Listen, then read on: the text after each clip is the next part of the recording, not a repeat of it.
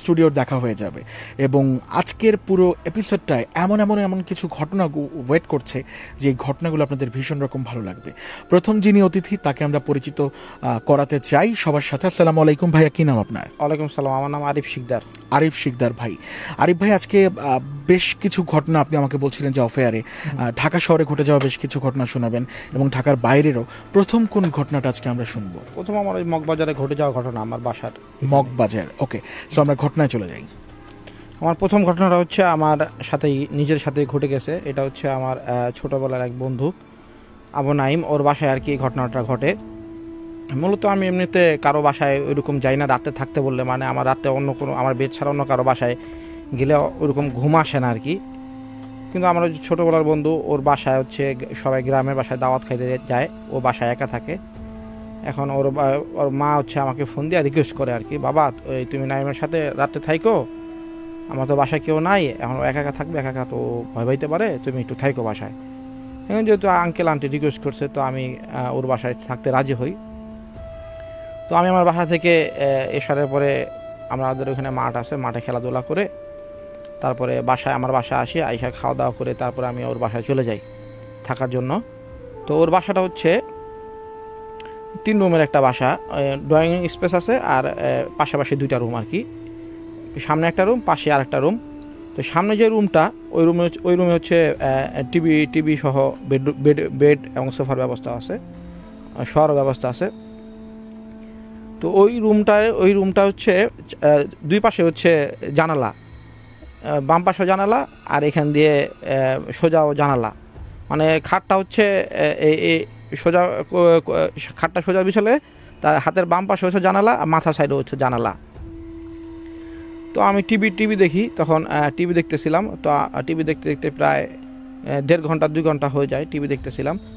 তো আমার ফ্রেন্ড নাইম হচ্ছে বলতেছে আজ শুবি না? আমি বলছি না, একটা নিউজ শুনতেছি, নিউজ দেখে তারপরে শুভ আর কি। পরে বলে যে ঠিক আছে, তুই তাহলে আসিস ওই রুমে, আমি এই রুমে তাহলে আমি শুয়ে পড়ি। পরে আমি বলছি যে না, আমি এখানে শুমু, তুই একলা শোগা। তখন ও হচ্ছে পাশের রুমে শোয়। ও আবার বলে যে তুই একলা শুইস না, একলা শুলে ভয় পাবি। আমি বলি না, কি ভয় পাবো, কিসের ভয় আবার। তো তখন আবার প্রচণ্ড গরম ছিল আর কি। ও হচ্ছে পাশের রুমে যা শুয়ে পড়ে, আর আমি হচ্ছে এই রুমে টিভি দেখতেছিলাম। টিভি দেখতে দেখতে প্রায় 12টা মতো বাজে যায়, 12টার মতো বেজে যায় টিভি দেখতে দেখতে। ওদের তখন গরমের দিন ছিল আর কি। হঠাৎ দেখি যে রুমে আমি টিভি দেখতেছিলাম ওই রুমটা মানে খুব ঠান্ডা হয়ে যেতেছে, মানে গরমের সময় মানে খুব ঠান্ডা লাগতেছে আমার। জানলা দামন হইতেছে, হালকা বাতাস আসতেছে, কিন্তু গরমের ভিতরে বাতাস আসলেও এত ঠান্ডা লাগার কথা না, মানে শরীরে কীরকম বরফ হয়ে যেতেছে, অনেক ঠান্ডা লাগতেছে, আমার শীত করতেছে। তা আমি আবার আমার ফ্রেন্ডে বললাম, ও ডাক দিলাম যে নাইম তুই ওটা আমার একটা কাঁথা দে, আমার একটু শীত করতেছে। তখন ও বললো যে এই গরমের ভিতরে তোর শীত করতেছে কে? ওই রুমে আমি ঢুকে খেয়াল করলাম যে ওই রুমটা একটু গরম, কিন্তু এই রুমটা অনেক ঠান্ডা। তো বললাম যে বাতাসটা আস্তে আস্তে মানে জানলা দিয়ে, এই জন্য হয়তো বা ঠান্ডা লাগতে পারে। তো ও বলতেছে যে তুই এই গরমের ভিতরে কাঁথা দেখি করবি। আমি বলতেছি যে টিভি দেখতেছি তো, আমার অনেক শীত করতেছে। পরে বললো যে ড্রয়ারের ভিতর থেকে নিয়ে আনে, ড্রয়ারের 3 নাম্বার থাকে আছে। তা আমি ওখান থেকে পাতলা একটা কাঁথা নিয়ে নিলাম। টিভি দেখতে দেখতে আমার ঘুম আসতেছিল। পরে আমি শুয়ে পড়ি। শোয়ার পরে আমার বাম পাশে যে জানালাটা ছিল, মনে হলো ওইখান দিয়ে কেউ আমার দিকে তাকায় আছে আর কি, মনে হলো কেউ আমার দেখতেছে। তো আমি আবার এই পাশে একটু হালকা কেমন ভয় পাই। ভয় হওয়ার পরে আমি এই পাশে, ডান পাশে শুই আর কি। পরে আমি শুইছি। শোয়ার পরে মনে হইতেছে যে জানলার এই পাশ থেকে এই পাশে, মানে ওই বাম সাইডের জানলার এই পাশ থেকে ঘুরে আবার এই পাশে কে জানি মনে হয় হাঁটাহাঁটি করতেছে এখান দিয়ে। জানলার এই সাইড থেকে একবার যায়, একবার এই পাশে আসে, এবং জানলা থেকে মনে হইতেছে কেউ আমাদেরকে মানে ফলো করতেছে, আমার কেউ খেয়াল করতেছে আমার যে আমি কী করতেছে না করতেছি। তো আমার বিষয়টা খুব ভয় লাগে। তারপর আমি কাঁথা মোড়া দিয়া শুয়ে পড়ি আর কি, কাঁথা মোড়া দিয়া ঘুমাই যাই। তখন আনুমানিক খেয়াল নাই, আমার হয়তো বা 1:30 বা 1:45 মতো বাজে। তখন দেখি আমি ওই ঘুমের ভিতরে স্বপ্ন দেখি ওই রুমের ভিতরে সাদা 2টা ঘোড়া ওই রুমের ভিতরে দৌড়াইতেছে, হাঁটাহাঁটি করতেছে, লাফাইতেছে, ফালাইতেছে, মানে খেলতেছে, অনেক দৌড়াদৌড়ি করতেছে। তখন ওই ঘোড়া 2টা হয়েছে কী করছে, আমার খাটের উপরে লাফ উঠছে। আমি একটা স্বপ্ন দেখতেছি, লাবদা উঠছে এবং আমি তখন ঘুম থেকে লাবদা উঠে যাই। এটা স্বপ্ন দেখতেছি, আমি যে ঘুম থেকে লাবদা উঠছি এটা স্বপ্ন দেখতেছে। উঠা আমি হচ্ছে ওই আর ঘোরা, এই ঘর থেকে ওই ঘরে যাবো আর কি। আর ঘোরাগুলো হচ্ছে আমার ধরতে আসতেছে, আমি এই ঘর থেকে ওই ঘরে যাবো, যাইতে পারতেছি না, মানে আমার শরীরের হচ্ছে এনার্জি নাই, আমার অনেক স্পিডে ধরতেছি কিন্তু এই ঘর থেকে ওই ঘরে যাইতে পারতেছি না। তখন হচ্ছে আমি লাভ দিয়ে ঘুম থেকে উঠে যাই। উঠা তখন মানে এই স্বপ্ন দেখি আমি এই ঘর থেকে ওই ঘরে যাবো কিন্তু যাইতে পারতেছি না। তখন হচ্ছে আমার ফ্রেন্ড আমি ডাকি যে ঘামাই গেছি আর কি, আমি ঘামাই যা পরে আমার ফ্রেন্ড আমি ডাকি যে দোস্ত আমি তো এখানে এই ঘরে শুনলাম একা একা, তুই নিষেধ করছিলি। শোয়ার পরে দেখি আমি এরকম যে দুইটা সাদা ঘোড়া আমার দৌড়াইতে আসতেছে। প্রথমে মনে হলো যে জানলার এখান দিয়ে কেউ আমার দেখতেছে, ফলো করতেছে, কেউ এখান থেকে হাঁটাহাঁটি করতেছে। পরে আর এখানে সাদা দুইটা ঘোড়া দেখি স্বপ্নের ভিতরে আমার ধরতে আসতেছে। আর আমি হচ্ছে ওই ঘোড়া দুইটার ভয়ে এই ঘর থেকে এই ঘরে আসবো কিন্তু আমি আসতে পারতেছি না, দৌড়াইতেছি কিন্তু আসতে পারতেছি না। তখন ও বললো যে তুই জানলা খুলা ঘুমাইছিস কেন, এখানে ঝামেলা আছে। আমি পরে বললাম যে কী ঝামেলা? এখানে ঝামেলা আছে, তারা বল মনে পড়ে, তুই এখন এই ঘরে শোয়া লাগবে না, ওই ঘরে শোয়ার পরে জানলা টানা লাগাই দিছে। পরে ওই ঘরে আমরা শুই। পরে আমি আবার সকালে, তখন আমার ভয় লাগতেছিল, ঘুম আসে নাই। পরে আমি সকালে জিজ্ঞাসা করলাম যে কী হয়েছে এখানে। পরে বলে যে এখানে ঝামেলা হয়েছে, তোর এখানে যে চিপাটা আছে এই চিপাটা ভালো না। এখানে অনেকে যে 4 তলা থেকে অনেকে দেখে যে এখানে নাকি তুই যে দেখছো স্বপ্নে যে এখানে যে তোর ঘোড়া দৌড়াইতেছে, এটা অনেকেই দেখছে। এখানে জানলা খুলা, এখানে যদি জানলা খুলা আমিও শুইতাম বা আমার আব্বা যখন শুইতো তখন এখানে ও আর কি স্বপ্ন দেখতো যে ও 6 তলা উপর থেকে লাফ দিতেছে। তারপর একটা সিংহ বা বাঘ একবার সিংহ ওরা খুব তাড়া করতেছে ধরার জন্য, মানে ও দৌড়াইতেছে, অনেক দৌড়াইতেছে কিন্তু একটুর জন্য ওরা ধরতে পারতেছে না। আবার একবার দেখে একটা বাঘ ওরা দৌড়াইতেছে ধরার জন্য কিন্তু একটুর জন্য ওরা ধরতে পারতেছে না। আবার দেখে এরকম একটা কুকুর ওরা ধরে কামড়াটে আমরা ছিঁড়ে ফেলাইতেছে। মানে ওর বাসার ওই জানলা খুললা ঘুমাইলে এরকম কিছু না কিছু স্বপ্ন দেখে। তো আমি তো আর এত কিছু জানি না। ও আমার পাশের রুমে শুতে বলছিল, আমি তো শুই নাই, আমি ওইখানেই শুইছি। পরে ও সকালে পরে বললো যে এইখানে এই চিপিটার ভিতরে অনেক খারাপ কিছু আছে আর কি। এখানে ওই 4 তলা থেকে অনেকেই দেখছে যে এখানে 3-4টা ঘোড়া, সাদা ঘোড়া আর কি দৌড়াদৌড়ি করে চিপির ভিতরে, এই সানসেটের উপরে উঠে এরকম দৌড়াদৌড়ি করে। তো এটা হয়েছে পরে ওর বোন আছে একটা, ওর বোন হচ্ছে ওই কুকুর আর বিড়ালদের হচ্ছে খাবার দিত আর কি, প্রতিদিন রাতেবেলা ওই খাবার দিত। এখানে খাবার দেওয়ার পরে দেখতো এক দিন এক বিড়াল আসতেছে, এক দিন এক কালারের কুকুর আসতেছে, একদিন লাল একদিন সাদা। মানে কুকুর চিবার ভিতরে সম্ভবত আপনার একটা কুকুর বিড়ালটা খাবার দিলে তো সেম কালারের বিড়ালে আসার কথা, মানে 2-3 দিন পর এক রকমের বিড়াল আসে আর কি, এক রকমের কুকুর আসে। তো ওরা কন্টিনিউ আর কি এরকম এই কুকুরে বিড়ালে রাতেরবেলা খাবার দিত। তো খাবার রেখে দিত গেটের সামনে চিবির ওইখানে, কুকুর আর বিড়াল খাবার খায় রাত্রে খায় দেখতো খালি প্লেট, মানে খায়া চলে যেত আর কি, রাতে খাইতো আর কি। তো এরকম কন্টিনিউ ওরা খাবার দিত। তো এরকম এখানে নাকি ও বললো যে মানুষ এখানে বলাবলি করে, অনেকে নাকি এখানে দেখছে যে এখানে ঘোড়া নাকি সানসেটের উপরটা দৌড়াইতেছে। তারপরে এরকম এই অনেকে দেখছে যে ওই দিয়া চিবির ভিতর দিয়া ঘোড়া লাফালাফি করে, সাদা 3-4টা ঘোড়া খেলাধুলা করে। তো ওইটা হয়েছে পরে আন্টির ওই দিন পরে ফোন দিয়ে আমরা বললাম যে আন্টি এই কাহিনী হয়েছে। পরে ওরা আম্মাই বললো যে ঠিক আছে বাবা, তাহলে এখানে তো এরকম ঝামেলা আছে, এরকম তোমার আঙ্কেলের সাথেও এরকম মাঝে মাঝে এরকম হয়, এখানে শুইলে বোবাই ধরে, তারপর এরকম দেখে তোমার নাইমও দেখে যে এরকম ওরে বাঘে ধরতে আসতেছে, এরকম সিংহ ধরতে আসছে, উষা থেকে লাভ দিতেছে, ওই এরকম স্বপ্ন দেখে। পরে ওই আমাদের পাশে ওইখানে একটা মসজিদ ছিল, মসজিদের হুজুরে বলছি আমরা, হুজুরে আসার পরে ওইখানে কইরা পুরাটা বান দেওয়া দিছে আর কি, বান দেওয়া ঝেড়া ঢেরা দিছে। এরপর থেকে আর ওইখানে আর কোনো সমস্যা হয় নাই। আর হচ্ছে ওইখানে যে ওর বোন যে আগে যে খাবার দিত বিড়ালরে, তারপরে কুকুরে যে খাবার দিত, ওই খাবারগুলা এরপরেও ওই বান দেওয়ার পরেও ওই খাবারগুলো এরপরেও দিছে, কিন্তু ওই কুকুর বিড়াল আর আসতো না, খাবার এমনি পড়ে থাকতো এখানে। মানে মূলত ওই কুকুর বিড়ালগুলো ওই ঘোড়ারই, তারা কুকুর বিড়ালের উপর নিত, ওই ঘোড়ার উপর নিত। এই ছিল আর কি আমার প্রথম ঘটনা। অলরাইট, সো প্রথম ঘটনা শুনছিলাম আমরা মগবাজারের একটা ঘটনা আরিফ শিকদার ভাইয়ের কাছ থেকে, এবং বলতে না বলতে মগবাজার থেকে অনেকে আমাদের সঙ্গে রয়েছেন এবং যেটা বলছেন যে মগবাজারে বাসা শিফট করলাম এবং এখন তো ভয় লাগছে। সো ব্যাপারটা হচ্ছে যে একদমই এরকম না যে আপনার সঙ্গেই গতকালকেই আসলে আপনি বাসা শিফট করলেন, আজকেই ঘটনাটা ঘটবে, রাইট? সো সবসময় আসলে আমরা যেটা হয় সেটা হচ্ছে যে মনের ভয়ে কখনো কখনো কিন্তু আপনাকে অনেকক্ষণ তাড়া করে বেড়ায়। শাহরিয়ার আছেন আমাদের সাথে এবং দেখতে পাচ্ছি সালমা হামিদ বলছেন তিনি শুনছেন আমাদেরকে এই মুহূর্তে মুন্সিগঞ্জ থেকে আমাদের সাথে আছেন, থ্যাংক ইউ সো মাচ। আছেন আমাদের সাথে এই মুহূর্তে শিশির, এবং শিশির শুনছেন আমাদেরকে এই মুহূর্তে ওমান থেকে, থ্যাংক ইউ সো মাচ। আছেন আমাদের সাথে রিমা, সজীব আছেন আমাদের সাথে, জয়েন করেছেন সাথী, শারমিন খান আছেন আমাদের সাথে, আছেন আমাদের সাথে এই মুহূর্তে নাহিদ ইসলাম, এবং তিনি শুনছেন এই মুহূর্তে, আচ্ছা ডিইউ স্টুডেন্ট আপনি, এবং হল থেকে শুনছেন এই মুহূর্তে, বাহ চমৎকার। কোন হল থেকে শুনছেন সেটা যদি জানাতেন আরেকটু ভালো লাগতো। আহসান হাবিব আছেন আমাদের সাথে, প্রিয়া পোদ্দার জয়েন করেছেন, পাপড়ি আছেন আমাদের সাথে, পূজা সাহা বলছেন চট্টগ্রাম থেকে তিনি আমাদেরকে সব সময় দেখেন, এবং আমার বন্ধু তাহমিদের ঘটনা শুনে তার নাকি ভয় লাগছে।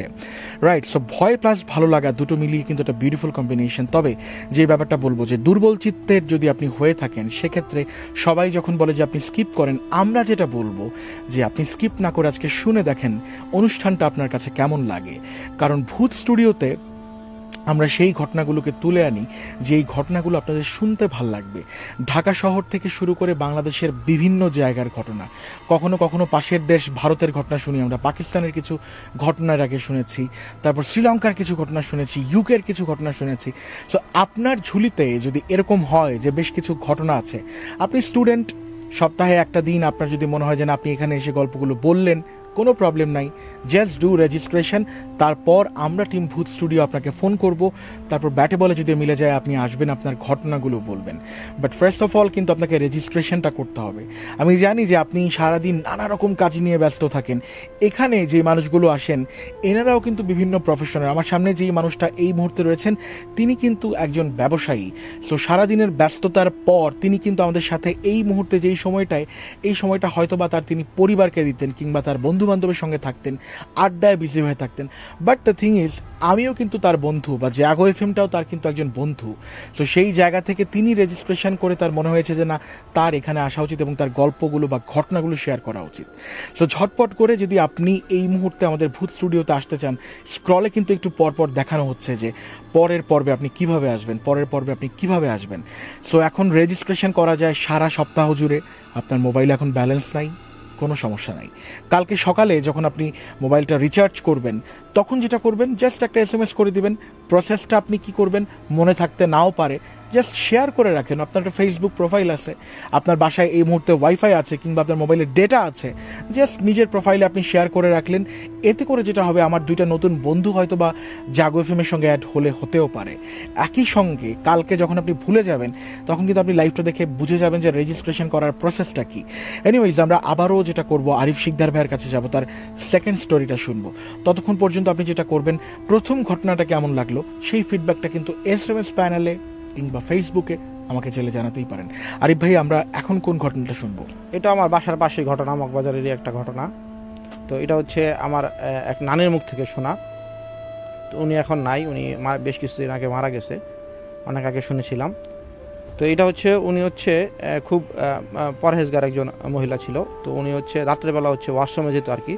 তো উনি আমাদের বাড়ির পাশেই একটা টিন সেটের একটা বাসা ছিল, মানে পুরাটা রাউন্ড করে টিন সেট করা বাসাটা, মাঝখানটা হচ্ছে উঠানের মতো আর কি। গ্রাম দেশে যেরকম বাড়ি থাকে, চারিদিকটা টিন সেট বাড়ি, মাঝখানে উঠান থাকে। তো এরকমই আমাদের এই মগবাজারের বাসার পাশেই এরকম একটা বাড়ি ছিল, চারিদিক দা উঠান করা, আর মাঝখানে হচ্ছে উঠান করা, চারিদিক দা হচ্ছে রাউন্ড করা টিন সেট রুম। তো এখানে 8 জন ভাড়াটিয়া ছিল। 8 জন ভাড়াটিয়ার জন্য একটা ওয়াশরুম ছিল আর একটা গোসলখানা ছিল। তো নানি হচ্ছে রাত্রেবেলা হচ্ছে ওয়াশরুমে যাইতো।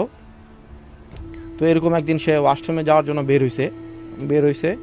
তো তখন উনি দেখে, মানে ওইখানে একটা বিশাল আম গাছ ছিল, অনেক আম গাছ ছিল। উনি তখন ওই আম গাছে দেখে একটা লাল শাড়ি পরা একটা মেয়ে আর কি বসে বসে কাঁদতেছে, এরকম করে কাঁদতেছে। লাল শাড়ি পরা একটা মেয়ে বসে বসে কাঁদতেছে। তো উনি এটা মনে করছে যে ঘুমের ভিতরে কি দেখতেছে। উনি চোখ ডলা দিয়ে আবার দেখে, তখন উনি আবার দেখে যে ওইখানে বসে বসে একটা লাল শাড়ি পরা একটা মেয়ে কাঁদতেছে। তো উনি এটা দেখে বদনা টদনা হাতের থেকে ফালায়া উনি আবার ঘরে চলে আসে। হ্যাঁ, ঘরে চলে আসে। এখন এত গভীর রাত, এখন সবার ঘুম থেকে উঠাবে, এজন্য সে উঠায় নাই। উনি কী করছে, দরজাটা বেড়াই দিয়া আবার সে দরজার ফাঁক দিয়া দেখতে চাইছিল যে আসলে ওইটা কি দেখছে। সে আসলে কি লাল শাড়ি পরা কোনো মেয়ে দেখছে নাকি আবার ভুল দেখলো। তখন সে হয়েছে দরজার একটু ফাঁক করে কল্লাটা আস্তে করে বাড়াইয়া দেখতেছে যে আসলে কি ওটা সে কী দেখলো। দেখে ওই লাল শাড়ি পরা মেয়েটা তার দরজার পাশে আইসা এমনি মাথা নিচা করে ঘুমটা দেওয়া বৈশা রয়েছে এখন আর কান্দে না, কিন্তু চুপ করে বৈশা রয়েছে। তখন সে ওটা দেখে ওইখানে সেন্সলেস হয়ে যায়। পরে সকালে তার জামাই তার মেয়ে যখন উঠা দেখে যে ওর মা মানে নানি সেন্সলেস হয়ে ওখানে পড়ে রয়েছে, তার তো চিৎকার দেওয়া কান্দাকাটি লাগাই দিছে যে কী হয়েছে, কী হইলো, মার কী হইলো, মা এখানে জ্ঞান হারা পড়ে গেল কেন। তখন নানির অনেক পানি ছিটা দেওয়া তারা ঘুম থেকে তার জ্ঞান ফিরার পরে ডাক্তার নিয়ে আসছিল যে কী হইলো। ডাক্তাররা বলে যে প্রেশার লো হয়ে গেছিলো। পরে তার জ্ঞান ফিরার পরে সবাই বলে যে আমি এখানে লাল শাড়ি পরে একটা মেয়ে দেখলাম যে ওই আম গাছের উপরে বসে করে কাঁদতেছে। তা আমি আবার ভিতরে ঢুকে গেছি যে আমি আবার কি কোনো ভুল দেখলাম নাকি, যে আম গাছে একটা লাল শাড়ি পরা মেয়ে কান্দে। তো আমি আবার দরজার ফাঁকে দেয়া তাকাইছি, দেখি ওই মেয়ে আমার দরজার সামনে দেখি বয়ে রয়েছে। তখন এটা তো অনেকে বিশ্বাস করে না যে তুমি কি দেখছো না দেখছো, রাতের বেলা বুড়া মানুষ কি দেখছে না দেখছে। অনেকে আবার একটু মনে নিছে, আবার অনেকে আর কি কোনো তার ছেলেরা কোনো গুরুত্বই দেয় নাই, যে হয়তো ঘুমের ভিতরে কি দেখছে না দেখছে, আমরা কেউ কিছু দেখলাম না, দেখে লাল শাড়ি পরে একটা মেয়ে বসে কাঁদতেছে। তখন হয়েছে তার কথা অনেকে বিশ্বাস করে না। তখন সে তার কিছুদিন পরে আবার 3-4 দিন পরে আবার সে এরকম সে প্রতিদিন রাত্রেবেলা ওয়াশরুমে যাইতো আর কি, আর একটাই ওয়াশরুম তো উঠানের কোনায় আর কি। তো এরকম আবার সে আরেকদিন ওয়াশরুমে যাইতে নিছে, ওয়াশরুমে যাইতে নিয়ে দেখে ওই ইটাই লাল শাড়ি পরা মেয়েটা ওই চালের উপরে বৈশা, মানে ওই তাদের ওই আম গাছের নিচে ওখানে যে চালের উপরে বৈশা এরকম করে কাঁদতেছে। তো ওইবারে উনি দেখা উনি তো করছে, ঘরের ভিতরে আবার ঢুকে গেছে ভয়ে। এবার অষ্টমে জানেন ঢুকে সবার জায়গায় উঠাইছে যে দেখ তোরা তো বিশ্বাস করছ না, তোরা আস্তে আস্তে আমার সাথে চল, যে যা দেখ কান্তা ওখানে একটা লাল শাড়ি পরা মেয়ে কান্তাছে। তখন তারা হইছে ওই তার নানির সাথে যা দেখে যে কই ওখানে কিছু নাই, লাইট মেরা দেখে আম গাছও কিছু নাই, চালের উপরেও কিছু নাই। তো নানির আবার তারা সবাই করে যে এত রাতে ঘুম থেকে উঠে তুমি কি শুরু করছো না শুরু করছো, তোমার ঘুমে তুমি স্বপ্ন দেখছো কিছু একটা ভুল দেখছো। তখন নানি তো একটা মোটামুটি ভয়ে লজ্জাও পায় যে কই গেল। আসলেই তো ওইখানে আবার আরও যে ভাড়াটিয়ারা ছিল তারা দেখতো যে তারা যখন ঘুমাইতো রাত্রের বেলা ওই মাঝে মধ্যে চুরির ঝনঝানির আওয়াজ পাইতো আর কি, মানে কাচের চুরির ঝনঝানির আওয়াজ পাইতো, চুরি ঝনঝন করলে যেরকম আওয়াজ হইতো ওরকম আওয়াজ পাইতো। আর তারপরে যে টিনের গায়ে যেমন হাত দিলে পুরাটা রাউন্ড করা বাড়ি ছিল, তো প্রায় 2-1 দিন পরই কে যেন টিনের উপরে হাত দিয়ে এরকম করে হাঁটতো, মানে হাত দিলে একটা টিকে কেমন টুন একটা আওয়াজ হয়, এই মাথা থেকে ওই মাথা যেত হাইটা, আবার ওই মাথা থেকে এই মাথায় আসতো এরকম হাইটা হাত দিতে। যখন কেউ বেরোইতো দেখার জন্য যে এটা কেউ কি কোনো আবার এখানে ফাইজলামি করে নাকি বা করে নাকি, কেউই পাইতো না। মানে এরকম তারা সবাই এরকম সজাগ ছিল 2-3 দিন যে দেখবো যে আসলে টিনের এখান দিয়ে হাত দিতে কে যায় আর চুরি ঝনঝানি কে করে। তো এরকম তারা কয়েকবার সজাগ করেছিল, কিন্তু মানে আওয়াজ পাওয়ার সাথে সাথেই তারা একজন আরেকজনের ফোন দিয়ে বেরোয়, কিন্তু আসলে দেখে কিছুই না এখানে। আবার এরকম হয়তো ওই মনে হয় যে ওইখানে আবার আম গাছ ছিল, তো আম পড়তো আর কি চালের উপরে, আওয়াজ হইতো, আমের আওয়াজ আর কত হয়, মনে হইতো যে বিশাল বড় একটা পাথর পড়ছে চালের উপরে। এরকম বাইরে তো দেখতো যে কিছুই পড়ে নাই, আমও পড়ে নাই, এই কিছুই নাই, কিন্তু আওয়াজ হইতো বিশাল বড় একটা পাথর পড়ছে, গাছটার ডায়াল চালের উপরে ভেঙে পড়ছে, এরকমই মাঝে মধ্যে হইতো আর কি। তো নানির এরকম কেউ বিশ্বাস করে নাই। পরে ওইখানে আরেকজন রিক্সাওয়ালা থাকতো, সজীবের আব্বা আর কি, ওর বাবা হইছে একদিন রিক্সা চালানোর জন্য ভোরে বের হবে আর কি, ভোরে রিক্সা নেওয়ার জন্য বাইরে হবে। তো সে হচ্ছে এরকম গভীর রাইতে উঠা রিক্সাটা চালাবে আর কি। তো সে হচ্ছে সে মানে গেট দিয়ে বের হবে আর কি। তখন উনি দেখে ওয়াশরুমের উপরে ওই একটা মেয়ে বসে আছে লাল শাড়ি পরা, ওয়াশরুমের উপরে লাল শাড়ি পরা বসে কাঁদতেছে। তখন উনি তো এটা দেখে তো খুব ভয় পাওয়া যায়। উনি তখন মনে ভাবে যে ইয়ার মা ওখানে নানি তো বলছিল যে এখানে একটা বউ দেখছে, বউ বসে কাঁদতেছে, তো এটা তো মনে হয় সত্যি দেখছিল। তো উনি তাড়াতাড়ি ভয়ে ভিতরে ঢুকে যায়, উনিও খুব ভয় পাওয়া যায় যে কী দেখলাম আমি। পরে আবার 10-15 মিনিট পরে আবার এসে দেখে যে আসলে এখানে কিছু ভুল দেখলো নাকি আসলে ওখানে বসে কেউ কাঁদতেছিল। উনি আবার আসে, আইসা দেখে যে কিছুই নাই। তারপর এরকম আবার আরেক দিন সে রিক্সা নেওয়ার জন্য ভরে বেরিয়েছে, দেখে যে ওই ওয়াশরুমের চালে বৈশা একটা ওই মেয়ে কাঁদতেছে, করে কাঁদতেছে। তখন উনি আবার খুব পোংটা ছিল এবং সাহসী ছিল। তো উনি আবার জিজ্ঞাসা করে, এই তুমি কে, তুমি এখানে বসে কাঁদতেছো কেন, তুমি কে, তুমি এখানে বসে কাঁদতেছো কেন? তখন তার এটার কোনো অ্যান্সার সে দেয় না। অ্যান্সারতে আবার সে খুব সাহসী ছিল, সে তখন ওই দোয়া দৌড় পুরা ওই ইয়ের সামনে আসে, মানে উনি আসলে কে কি মানে তার সাথে কথা বলতে চায়। যে ওয়াশরুমের সামনে আসে, সে হইছে কি করছে, ওই চালের উপর দিয়ে হাঁটতে হাঁটতে হাঁটতে হাঁটতে ওই চিবিতে নেমে গেছে। তখন সে হইছে রিক্সা চালানোর জন্য বেরোয় যায়। পরের দিন সকালে আইসে এরা সবাই বলে যে এরকম হচ্ছে এখানে হাঁটতাছে, এখানে হচ্ছে সে বসে রয়েছে একটা মেয়ে লাল শাড়ি পরা। আমি জিজ্ঞাসা করলাম যে তুমি এখানে কাঁদতেছো কেন, কে? সেও কিছু না বলে উঠে হাঁটতে হাঁটতে ওই চালের উপর হাঁটতে হাঁটতে আম গাছের তলে চলে গেল। তখন হইছে ওই আরেকজন ছিল, তখন সবাই এটা মোটামুটি দুজন যেহেতু দেখছে মোটামুটি বিশ্বাস করে নিছে যে না এখানে কোনো একটা ঝামেলা আছে।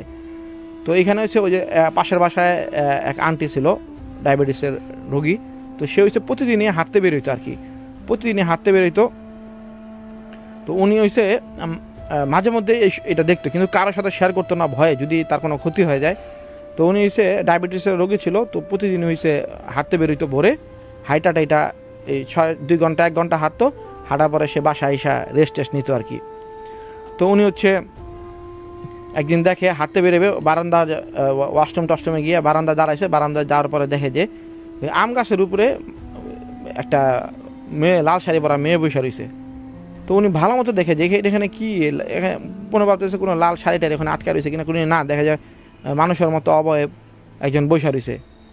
তো উনি ভয় পেয়ে তাড়াতাড়ি রুমে ঢুকে গেছে, রুমে ঢুকে দৌড়াদৌড়ি পড়তেছে, কাউরে কিছু বলে না। তার 10 মিনিট পরে আবার আসতেছে, আয়সা দেখে তাকাইছে, দেখে যে ওই মেয়েটা ওয়ালের উপরে বসে রয়েছে, লাল শাড়ি ওয়ালের উপরে বসে রয়েছে। তো উনি আর বাসা থেকে ওই দিন বেরো নেয় হাঁটতে, উনি ফজরের আগেই আর কি হাঁটতে বেরোইতো, আইসা হাইটা আইসা বাসায় আইসা ফজরে নামাজ পড়তো আর কি, নামাজ পড়ে খাওয়া দাওয়া করে ঘুমা যেত। তো এরকম হচ্ছে উনি হচ্ছে হাতিঝিলে বেরোইছে হাঁটতে, আরেকদিন হাতিঝিলে বেরোইছে মতো দেখে হাতিঝিলে ব্যান্সের ওখানে ওই মেয়েটাই সেম লাল শাড়ি পরা ওই মেয়েটাই ব্যান্সের এখানে বসে রয়েছে। তো উনি হচ্ছে ওই আম গাছ বরাবরই ওখান থেকে হাতিঝিলের ডিস্টেন্স হয়তো বা 300 ফিটও হবে না আর কি, এরকম ডিস্টেন্স হবে। তো ওই দেখো ওই মেয়েটাই ওখানে লাল শাড়ি বইরা আবার ওখানে বসে রয়েছে। তো উনি ওই দেখা উনি আর ওই রাস্তাটা যায় না, উনি বাসায় চলে আসছে।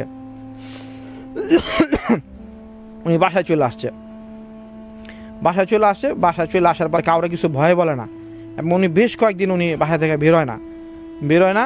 উনি তখন যে শুনছে যে এটা বলাবলি করতেছে, অনেকেই দেখছে, তখন সে বলতেছে যে আমি তো এটা গত প্রায় কয়েক মাস ধরে এটা দেখতেছি, এই তোমাদের সানসেটের উপরে এই চালের উপরে আমি হাতিঝিলেও দেখছি ও বসা রয়েছে। পরে এরকম এটা তো সবাই খুব ভয়ের বিষয় এটা। পরে আরেকজন হচ্ছে এরকম ওয়াশরুমে যাবে, রনিকুরা নাম আর ওয়াশরুমে যাবে, সে দেখে যে তাদের ওই ওয়াশরুমের উপরে ওই মেয়েটা বসা কাঁদতেছে। তখন ওই সেখানে ঠাস হয়, সেন্সলেস হয়ে পড়ে যায়। তখন হচ্ছে আরেকজন ওয়াশরুমে যাওয়ার জন্য উঠে দেখে যে এখানে রনির সেন্সলেস হয়ে পড়ে রয়েছে। তখন সবাই ডাইকা উঠানোর পরে তারা প্রায় 8 জন ভাড়াটিয়া সিদ্ধান্ত নেয় তারা এই বাসায় আর থাকবে না।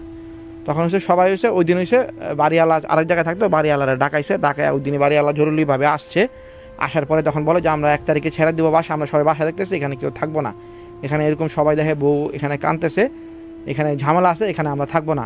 তখন ওই বাড়িওয়ালা কথা দেয়, আমাদের এই আঙ্কেল আর কি বাড়িওয়ালা, সে চাচা আর কি, সে কথা দেয় যে এটা সমাধান করে দিতে বলে তার কোনো সমস্যা নাই, তাহলে হুট করে 8টা ভাড়াটিয়া চলে গেলে তার জন্য একটা বিপদ না।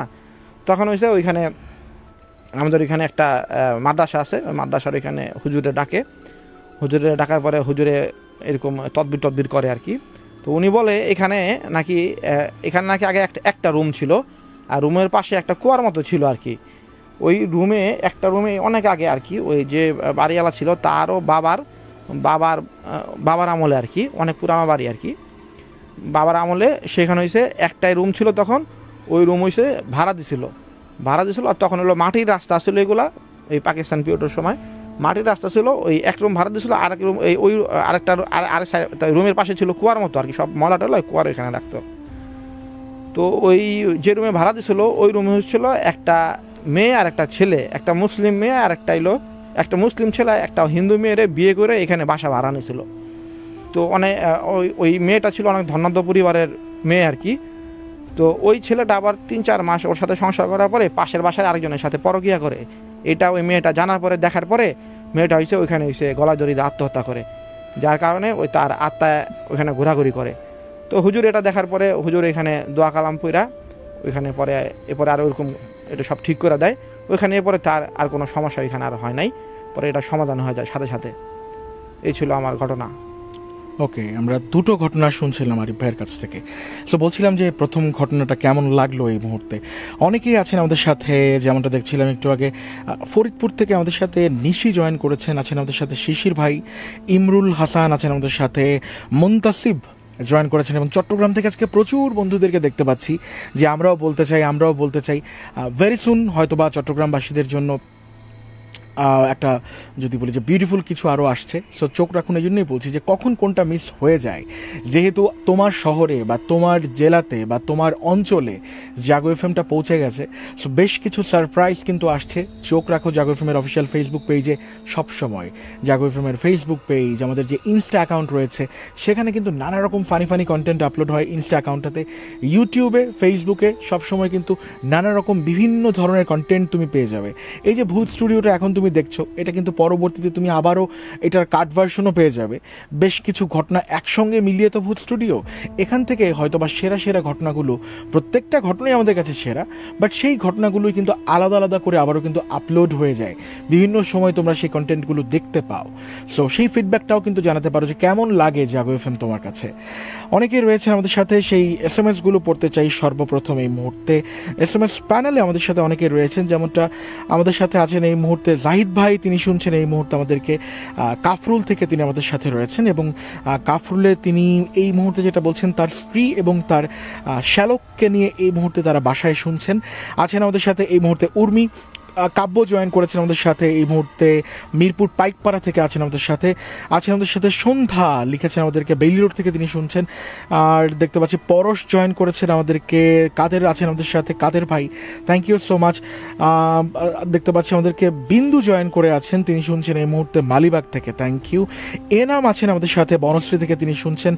আছেন আমাদের সাথে নুসরাত, তিনি শুনছেন এই মুহূর্তে বাসাবো থেকে, থ্যাংক ইউ সো মাচ। এবং আরও অনেকেই রয়েছেন, নিতাই চন্দ্র মণ্ডল তিনি আছেন দেখতে পাচ্ছি, সেই হচ্ছে আমাদেরকে মানিকগঞ্জ থেকে তিনি শুনছেন, ভেরি গুড। এবং প্রতিদিন প্রতি মুহূর্তে কিন্তু নতুন বেশ কিছু বন্ধু আমাদের সঙ্গে যুক্ত হন।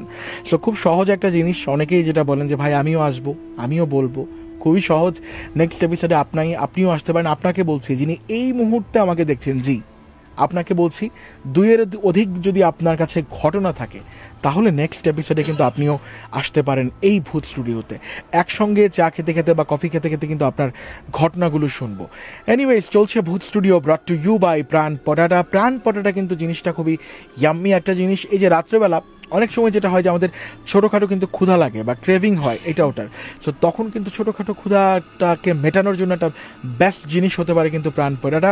কখনো মনে হয় চিপস, আবার কখনো মনে হয় বিস্কিট।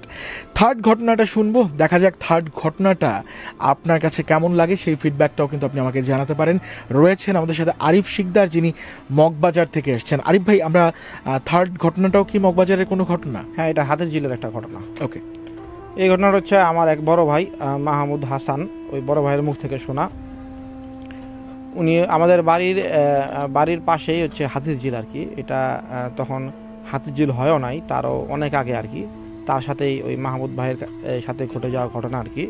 আমাদের অনেক সিনিয়র ভাই, প্রায় আমার 30-40 বছরের বড় হবে আর কি, 30 বছরের বড় হবে। ওনার ছোটোবেলায় ঘটে গেছে এই ঘটনাটা। তো তখন হচ্ছে হাতির ঝিল ছিল, মানে হাতির ঝিল তো ছিল না, হাতির ঝিলের ওইখানে ঝিল ছিল, মানে এখানে নৌকা চালাইতো আর কি, তারা নৌকা চালাইতো। আর চারিদিক দা ময়লার স্তূপ ছিল, মানে এখানে মানুষের লাশ টাশ পাওয়া যেত। অনেকে গরু পালতো, গরু মরা টরা ফালাইতো। তারপরে অনেকে বিড়াল মারা, কুকুর মারা, এগুলো তো মানে নিত্যদিনের ব্যাপার ছিল, এগুলো এখানে মানে করতোই, তো পাওয়া যেত। তো ওইখানে হচ্ছে আমাদের বাড়ি থেকে তখন ওইখানে ডিস্টেন্স ছিল প্রায় 2 মিনিটও না। তো ওইখানে হচ্ছে বিশাল ময়লার একটা বাগার ছিল, মানে মহল্লার যত ময়লা ছিল সব নিয়ে ওইখানে ফেলতো। তখন তো আর এই যে বাসা গিয়া ময়লা কালেক্ট করার লোক ছিল না। তখন যার যার ময়লা সেইখানে নিয়ে ওই ওই ঝিলে ফালাইতো যত ধরনের ময়লা। তো হচ্ছে ওই আমার ওই বড় ভাই ওই ঝিলের ওইখানে, আবার ওইখানে তো অত তারা হয়েছে খেলাধুলা করতো ওইখানে ঝিলের ওইখানে হয়েছে পুরাটা রাউন্ড করা হয়েছে ড্রেনের মতো আর কি, ময়লা পানি দুর্গন্ধ পানি। ওই ঝিলের ওইখানে চরের মতো ছোটো একটা জায়গা ছিল, ওইখানে হচ্ছে আমার ওই মাহমুদ ভাইরা হচ্ছে ক্রিকেট খেলতো আর কি।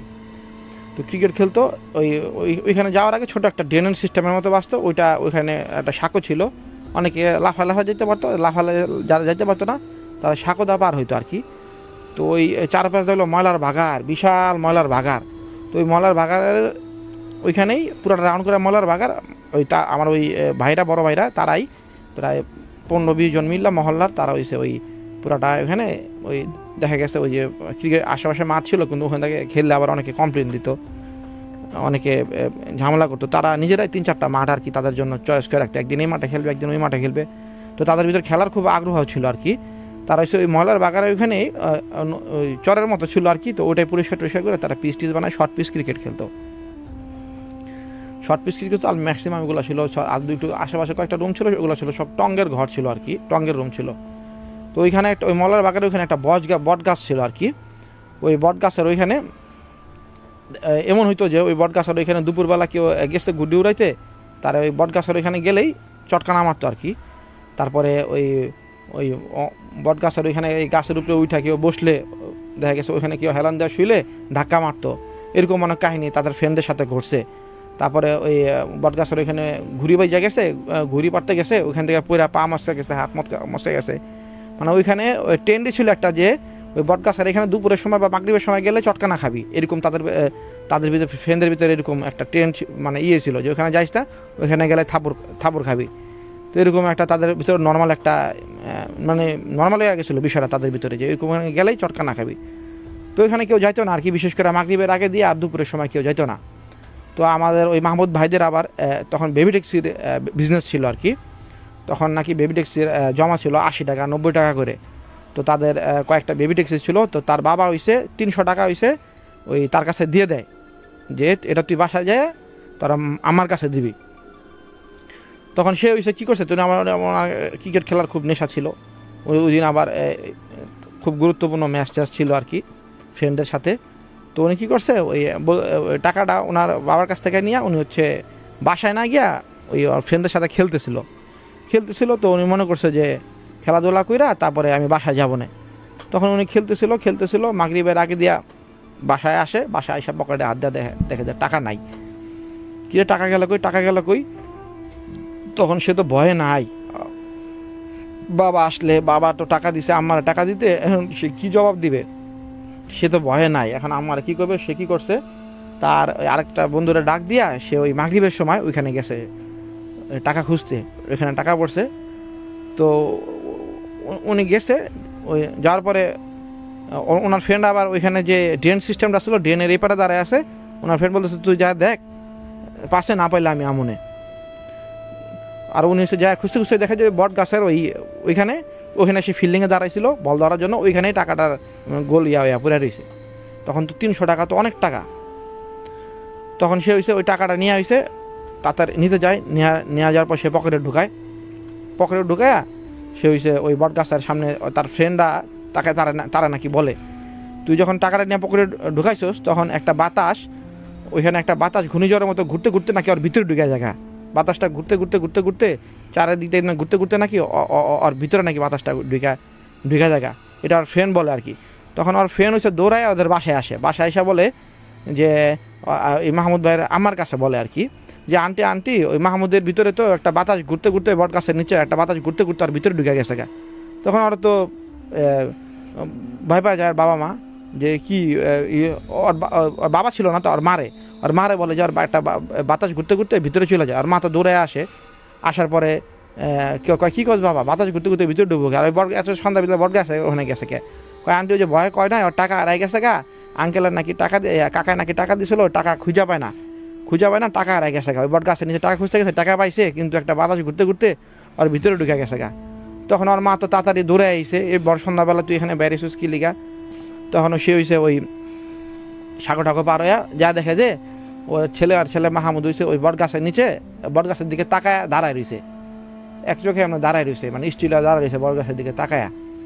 তখন হইছে ওই সে হইছে বলে আর কি, কি বাবা তুমি এখানে দাঁড়ায় আসো কি লিগা? তখন বলে যে আম্মা এখানে টাকা রেখেছিল, টাকা পাইছি। চলো চলো বাসায় চলো, ওরা মারে বাসায়, তার ছেলেরা বাসায় নিয়ে যায়। বাসায় নিয়ে যাওয়ার পরে তার ছেলে দেখা গেছে যে প্রতিদিনের মতো খেলতে বেরোইতো, কিন্তু ওই দিনের পর থেকে সবাই খেলাধুলা করতো কিন্তু ও খেলতো না। ওই সব বট গাছের নিচে বসে থাকতো, বট গাছের নিচে তাকায় থাকতো, বিড় করতো, কথা বলতো। তোর ফ্রেন্ডরা ডাকতো, কিরে তুই খেলবি না? কয় আমি তো খেলতাছি। ওই তুই কাকের সাথে খেলতেছিস? কয় ওই যে আমাদের অগলগে নতুন বন্ধু পাতাইছি, অগলগে খেলতাছি। পরে সবাই হাসাহাসি করতেছে, তুই কি পাগল হয়ে গেছিস? কাগর লগে নতুন বন্ধু পাতাইছিস? ওই যে অগলগে নতুন বন্ধু পাতাইছি। তো এটা তো ওরা তখন বুঝতে পারে যে না, ওর সাথে মনে হয় কিছু একটা ঝামেলা হয়েছে। ওখানে আরও ভাইটাইরা আসলে লগে বড় ভাইরা, ওরাও তো খেলাধুলা করতে একসাথে। কই তুই কাকলে খেলতেছিস? ওরা দেখতে কেমন? কয় ওই যে ওরা দেখতে আমগো মতোই, তুমগো মতোই, আমগো মতোই। পরে এটা ওই সর মারে ব্যাপারটা জানায়। আর মারা জানার পরে আর মা ওরকম গুরুত্ব দেয় নাই। আর বাবারে বলে, আর বাবা ওরা ডাকানোর পরে দেখে নর্মালি কথাবার্তায়, ওরকম কোনো গুরুত্ব দেয় নাই। তো একদিন হচ্ছে এরকম মাগরিবের সময়, তা ও হচ্ছে ওরা অনেক খেলার জন্য নিয়ারা করছে যে বন্ধুরা চল খেলতে যাবো না। ওই সে পরে পাড়াপাড়ি করে, তো ও যায়। যাওয়ার পরে ও খেলবো না বটগাছের ওইখানে যায় বৈশা রয়েছে। সবাই খেলাধুলা করতেছে, ও বৈশা রয়েছে। হঠাৎ করে আর ফ্রেন্ডরা খেয়াল করে ও হচ্ছে মানে ঘুংরাইতেছে, হুট করে বাচ্চা ছেলে কি 8-9-10 বছরের একটা ছেলে হুট করে ঘুংরাইতেছে। তো সবাই আছে, কিরে তুই ঘুংরাইতেছিস কে এরকম করে? তখন বলে যে ওরা খেলার ভিতরে ওরা আমার বিরুদ্ধে 2 নাম্বারই করছে। কারা 2 নাম্বারই করছে? কয় ওই যে ওরা 2 নাম্বারই করছে। কয় কারা 2 নাম্বারই করছে? কয় ওই যে ওরা 2 নাম্বারই করছে। কয় ওরা কারা? কই ওই যে ওখানে ওরা বইয়া রয়েছে। কোন জায়গায় বসে? গাছের উপরে বইয়া রয়েছে। পরে ওরা কয় কি কয় না কয়, পাগল ছাগল, গাছের উপরে বইয়া রয়েছে। পরে ওরা প্রবালি ধরে যে ওর উপরে কিছু একটা ভর করছে। ওরা বাপ মারে যা ভালো মতো বুঝায় বলে যে এখানে তো কিছু একটা ওর উপরে ভর করছে। তো তার আগে হয়েছে যখন বুঝায় বলে যে এখানে কি তুই কাগলকে খেলতেছিস? ওই যে গাছের উপরে কাগলকে খেলতেছি। হ্যাঁ, ওরা বাটপারি করছে আমার লগে। কি বাটপারি করছে? কয় ওরা বাটপারি করছে। তো এরা আবার ওরা জাকি দিছে যে তুই কাগলকে খেলতেছিস। কয় অগলকে খেলতেছি। কয় না অগলকে খেলতেছি। পরে ওরা হয়েছে ওই যখন ঘুমরাইতেছে, ওরা যখন দুজনে ধরছে, ওই 2 মানে ওর থেকে এক একজন হচ্ছে প্রায় ওর ওজন যদি 40-45 কেজি হয়, তার ওজন ওর থেকে 3 ডাবল, মানে 90 কেজি 100 কেজি। আবার কিছু বড় ভাই ছিল, ওদের দুজনের 2 হাত দেয়া আঙ্গায় ফেলাইছে, উঁচিয়ে ফেলছে, উস্কায় ফেলাইছে আর কি, আঙ্গায় ফেলাইছে। তখন ওর থেকে ডাবল 3 ডাবল এই দুজনের 2 হাত আঙ্গায় ফেলাইছে। তো এইটা দেখে তো সবাই ভয় পাওয়া যায়। তখন তাড়াতাড়ি করে আর বাপ মারে ডাকায় আনে। পরে ওরা ধইরা আর বাপ মারা সহ একজন হুজুরের কাছে যায়। তখন ওই হুজুরে বলে যে ওরা তো একটা কিছু আসর করছে, তো এটা তো আমি সমাধান করতে পারবো না। আর এটা অনেক ওরা তো একটা জিনিস, ওর তো 1-2টা ওর সাথে না, ওর সাথে অনেকগুলো জিন আছে। এটা ওরা আসর করছে, এটা আমি ছুড়াইতে পারবো না। এরকম হয়েছে ফরিদপুরের চর নাসিরপুর ইউনিয়নে একটা ফকির থাকে, তোমরা ওই ফকিরের লোকে যোগাযোগ করো গে, তাইলে আর কি তোমরা সমাধান পাইবা। উনি আমার গুরু, ওর কাছে গেলে তোমরা সমাধান পাইবা। তখন তো দেখা গেছে মোবাইল এত অ্যাভেলেবেল ছিল না। তো তারা হয়েছে এরকম বলছে যে এখন আর কেমনে যাবো, কয়েকদিন পরেই যাবো নে। তখন হয়েছে এরকমই চলতেছে, দেখা গেছে খেলাধুলা করে না। তো আর আম্মা ওর বাসা থেকে বেরোতে দেয় না, ছেলেরা নজরে রাখে যে একটা মাত্র ছেলে কি হইলো এরকম। তো একদিন হয়েছে ভর দুপুর বেলা হয়েছে, ওদের বাসার ওইখানে হয়েছে ডাব গাছ। তো ওই ডাব গাছের ওইখানে হয়েছে ডাব পারবে। তো ওই যে ডাবালা সে হইলো আস্তে আস্তে বুড়া লোক, আস্তে আস্তে দেরি করতেছিল। তো আর মা আর কি, ওর মা আর বাবা ওই ডাব গাছের নিচে বসে রয়েছে যে ডাব খাবে। তারপরে আর ডাব পারবে দেখে আশেপাশে চাচা থাকতো, তারাও আসছে যে ডাব পারবে, ডাব খাবে। এখন হয়েছে কিন্তু ওই যে ডাব পারবে সে হয়েছে আরেকটা গাছে ডাব পারতেছে, আর কয়েকটা গাছে ডাব পারতেছে, ওটা পাইরা তারপরে এখানে আসবে আর কি। তখন হয়েছে ওই বাচ্চা ছেলে আর কি মাহমুদ ভাই বলতেছে যে মা আমি তো ডাব পারতে পারবো, ওই ইয়ারে লাগে নাকি, আমি উঠবো গাছে। তখন আর মা বাবা শুনে হাসতেছে, তুই গাছ উঠবি কেমন, তুই জীবনে গাছের উপরে উঠছোস? ডাব গাছে নর্মাল কোনো গাছে উঠোস না, তুই এই লম্বা ডাব গাছে কেমন উঠবি? পরে ওই মাহমুদ ভাই বলতেছে যে দেখবা মা আমি উঠতে পারি। তখন ও কি করছে, মানে ইয়ের মতো ডাব গাছ ঝরা যে ছেলে জীবনে একটা গাছের উপরে উঠে নাই, সে 2 মিনিট 1 থেকে 1.5 সেকেন্ডের ভিতরে 1.5 মিনিটের ভিতরে বলে সে লাফায় বলে গাছের উঠে গেছে, উপরে উঠে গেছে। এরা দেখে ওর বাপ মা তো থরথরায় কাঁপতেছে যে আমার ছেলে এই জীবনে কোনো গাছে উঠে নাই, 1.5 মিনিটের ভিতরে কেমনি গাছের মাথায় উঠলো। মাথায় উঠা সে একটা ডাব মুচুর দিয়ে ফাটায় সে বলতেছে যে মা দেখছো আমি ডাব পারছি, সবগুলো নিয়মও। ওর মা বাবা তো চিল্লা দিছে, বাবা তুই নিচে নাম, তোর ডাব পাওয়া লাগবে না, বাবা তুই নিচে নাম, তুই এখান থেকে পুরা মারা যাবি, তুই নিচে নাম। তখন তা কয় আমি মরবো না, আমি সব ডাব পায়রা নিয়ে দিচ্ছি, দাঁড়াও। কয় বাবা আল্লাহর দোয়া লাগে তুই নিচে নাম, তুই আর ইয়া করিস না। তারা তো কান্নাকারি লাগে দিয়েছে, সবাই আত্মীয়স্বজন ভিড় হয়ে গেছে, তুই গাছে উঠছিস কে? তখন ওই মাহমুদ ভাই বলতেছে আচ্ছা আমি নামতাছি। তখন সে গাছে আপনি সোজা হয়ে উঠছে, আবার নামার সময় নিচের দিকে মুখ দিয়া তাড়াতাড়ি করে আবার টিকটিকির মতো সে নেমে গেল গা। তখন তাদের মাথা তো পুরো নষ্ট হয়ে গেছে গা, যে আমার ছেলে তো না, এটা তো আমার ছেলের ভিতরে তো অন্য কিছু একটা ভর করছে, আমার ছেলে তো আর আমার ছেলে নাই। তখন তারা ওই দিন দুপুরবেলায় রওনা দিছে, যে ফরিদপুরে চান্না আসিরপুর ইউনিয়নের ফকিরের উদ্দেশ্যে রওনা দিছে। রওনা দেওয়ার পরে ওই ফকিরে বলছে যে পরে ওরা দেখার পরেই ওই ফকিরে দেখার পরে অনেক ঘুংরাইতেছে, চোখ মুখ লাল হয়ে যেতেছে, হ্যাঁ এরকম ঘুংরাইতেছে। ওই ফকিরে দেখে বলতেছে যে তুই আমাকে কিছুই করতে পারবি না। পরে ওই ফকিরে বলছে যে এখানে বসে আমি সমাধান করতে পারবো না, ওর যেখানে বসে যেখানে খেলাধুলা করে ওই জায়গায় আমার নিয়ে চলেন। তো ওইখানে ওই একা না, ওর সাথে একটা পুরো একটা জিন জাতি ওর লগে আছে, ওইখানে অসংখ্য হাজার জিন ওর লগে আছে। এখানে বসে হবে না, ওই যেখান থেকে ওই খেলাধুলা করে ওই বট গাছের ওইখানে আমরা নিয়ে চলেন। ওই ফকির আর কি এরকম শুনছি যে সে জিন টিন পালে আর কি, এরকম জিনের বিয়া খায়, তারপর জিনের কোনো অনুষ্ঠান হলে তারা দাওয়াত দেওয়া নেওয়া যায় এরকম আর কি। তো সে বলে যে ওর সাথে জিন জাতি আছে, এটা এখানে থেকে বসে হইব না, ওই যেখানে খেলাধুলা করে ওইখানে যে বট গাছটা আছে ওইখানে আমার নিয়ে চলেন। তো হইছে আর বাপ মা হইছে পরের দিন ওই দিন ওই ফকিরের বাসায় থাকার পরে পরের দিন হইছে সকালে তারা রওনা দিয়া এই আমাদের যে বর্তমানে যে হাতির ঝিল, এখানে যে তখন যে বিল ছিল আর কি, এই বিলের ওইখানে বট গাছের ওইখানে নিয়ে আসে। ওই বট গাছের ওইখানে নিয়ে আসে, তখন বলে যে আপনার ওই ছেলেরা নিয়ে ওই বট গাছের ওইখানে যায়, আর সবাইরে ভাগায় দেয়। সবাইরে হচ্ছে ওই নর্দম ওই একটা নালা থাকে, ড্রেনের নালার ওই পাশে দাঁড়াইতে বলে। তখন ওই ফকির বলে যে এই রাতটুকুর ভিতরে যত ঝড় বাতাস যত আসুক না কেন আপনারা এই দাগের ভিতরে আসবেন না। সাদা পাউডারের মতো দিয়া রাউন্ড করে দেয়, ওই পাউডারের ভিতরে সিঁদুরের মতো দিয়া আরও কী মিশায়, রসুন টসুনের মিশায় পুরোটা রাউন্ড করে হচ্ছে সে হয়েছে ছোটো একটু করে ছিঁড়ায় পুরোটা রাউন্ড করে দেয়। তখন হয়েছে সে বলে যে আপনারা এর ভিতরে কেউ ঢুকবেন না। ওই ছেলেটারা নিয়ে ওইখানে যাওয়ার পরে সে হয়েছে দুজন কাঠুরে বলে তোমরা গাছ কেটে ফেলো, আর ওইখানে যে একটা পুষ্কিনী ছিল কুয়া, এই কুয়ার ভিতরেই ওই জিন জাতিগুলা বসবাস করতো, এবং সবাই ওই ছেলেটার সাথে ওই জিন জাতিগুলা এক হয়ে গেছিল আর কি। তখন সে আদেশ করে এই কুয়াটা হয়েছে ভরাট করে দাও, এই কুয়াটা ভরাট করে দাও, আর এই গাছটা হচ্ছে কাইটা ফেলো। তখন সে অনেক কিছু দোয়া টোয়া পুরা ওইখানে, তারপরে ওই নারকেলের ছোবরা টোবরা পুরা নির্দেশ দেয় কুয়াটা ভরাট করার জন্য। পরে ওইখানে হয়েছে সে ওই পুরা জিন জাতিরে ওইখান থেকে ভাগায় দেওয়ার জন্য অনেক বলে করে, কিন্তু জিন জাতি যেতে চায় না। তখন জিন জাতি বলে যে এখানে যদি তুই 4টা ছাগল দেশ, কল্লা ছাড়া ছাগল, তাহলে আমরা এখান থেকে অন্য জায়গায় যাবো, আর এখানে আমরা অনেক বছর ধরে থাকি, আমরা যাবো কেন? ওখানে ভালো জিনিস ছিল, খারাপ জিনিস ছিল আর কি। তখন সে হয়েছে ওইটা আগে 4টা ছাগল দিছে, ছাগল দেওয়ার পরে ওই বিকালবেলা ওইটা পুরাটা ভরাট করার পরে গাছ তো কেটে ফেলে। এরপরে থেকে ওইখানে আর কোনো ঝামেলা হয় নাই। এই ছিল আমার 3য় ঘটনা। অলরাইট, আমরা 3টা ঘটনা শুনলাম আরিফ শিকদার ভাইয়ের কাছ থেকে, এবং আজকের মতো আরিফ ভাইকে আমরা এখানে বিদায় দিব, কারণ আরও 2জন গেস্ট কিন্তু যদি বলি যে আমাদের ওয়েটিং জোনে কিন্তু রয়েছে, এবং তাদের কাছ থেকেও বেশ কিছু স্টোরি আমরা শুনবো। অনেকেই রয়েছে, যেমনটা পরি আমাদেরকে টেক্সট করেছেন কেবল, এবং তিনি যেটা বলছে আজকের ঘটনাগুলো বেশ ভালো লাগছে এবং শেষ পর্যন্ত তোমাদের সঙ্গে থাকবো, এবং কালকে ছুটি যেহেতু স্কুল, সো আজকে